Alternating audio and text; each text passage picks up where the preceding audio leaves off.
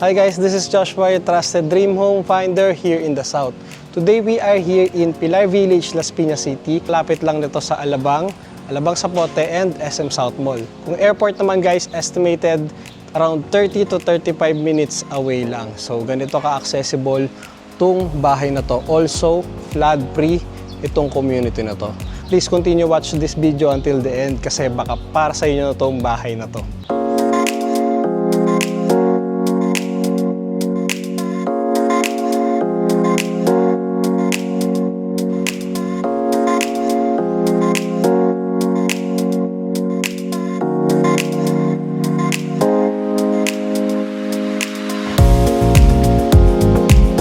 So guys, meron nga pala itong 90 square meter lot area with a floor area of 160 square meter, 4 bedroom, 2 car garage, tapos 4 toilet and bath din.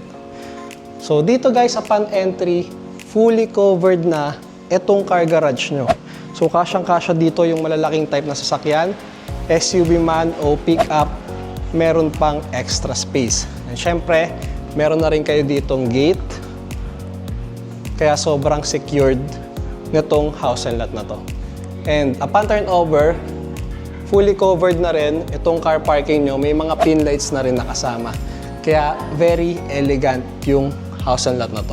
So before ka makalimutan, dito sa side, meron na ring faucet na naka-install.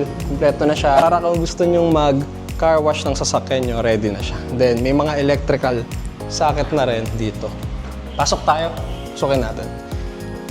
So guys, ito, solid wooden door and then automatic door lock system na rin tong sa pinto nyo. So tara, pasok tayo.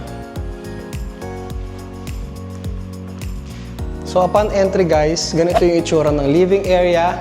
Left side is your staircase papunta sa second floor. And then nandito na rin yung kitchen area nyo. So ang ganda lang niya kasi open space lang siya. Marami kang pwedeng i-design dito sa bahay na to. So dito, pwede nyo lagay yung mga sofa nyo, L-shape man yan.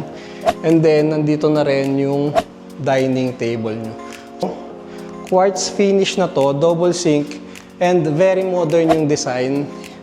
Including tong mga built-in cabinets is kasama na sa turnover.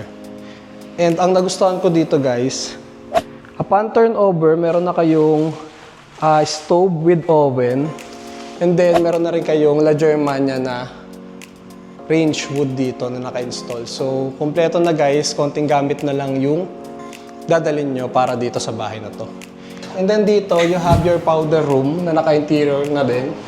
Ang ganda ng salamin dito guys. And then, may sink, toilet, bidet, and ang ganda ng lighting and fixtures dito. So, dito guys, sa likod, you have your service area. And then, naka-automatic na rin yung door dito. So, dito guys, meron kayong dirty kitchen dito.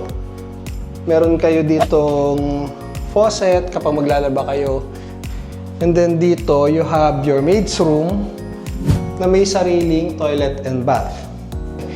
Na-maximize nila tong storage na to. Ito yung sa ilalim ng hagdan. So, dito, pwede kayong maglagay ng mga gamit. Kaya very functional nitong bahay na to. Check natin yung taas. So guys, dito sa staircase nyo, sobrang modern. May mga ilaw pa nga to dito sa right side ng step nyo. And solid wood. And naka-glass yung staircase nyo dito. Kaya sobrang ganda. And modern yung design. Also, dito sa second floor, meron kayong 3 bedroom dito. Unahin na natin tong nasa kanan ko. Merong built-in cabinet dito na floor to ceiling yung height. Sobrang dami yung malalagay dito guys and ang laki niya. Pati yung size ng room, kasyang-kasya yung mga malalaking size ng bed. Also guys, meron na rin kayong sliding window dito with screen na rin. Then dito provision to for aircon, box type. So, going to second bedroom. So, similar lang siya ng size ng bedroom number 1 dito. Nandito naman naka-place yung built-in cabinets. And then, nandito yung window nyo, sliding. And provision for box type aircon. Also guys, ang ganda rin ng mga pin lights dito na ginamit. So guys, bago tayo pumunta sa master's bedroom, check nyo muna tong family area dito. No? Malawak pa siya and marami pa kayong pwedeng mailagay. And then ito, may ceiling fan pa nga dito sa hallway ng second floor na to. So dito sa likod, nandito yung common toilet and bath. So ang ganda naman ito. So ito, floor to ceiling yung tempered glass nito. So ang ganda, no? Sobrang modern. Check natin tong master's bedroom.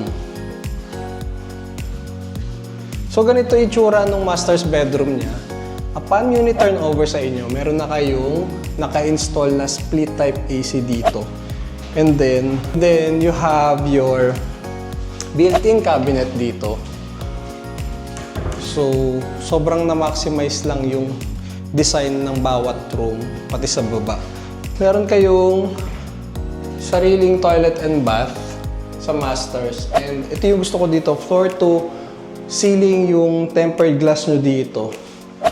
So, meron din kayong shower dito and toilet and bath, pati napakagandang sink.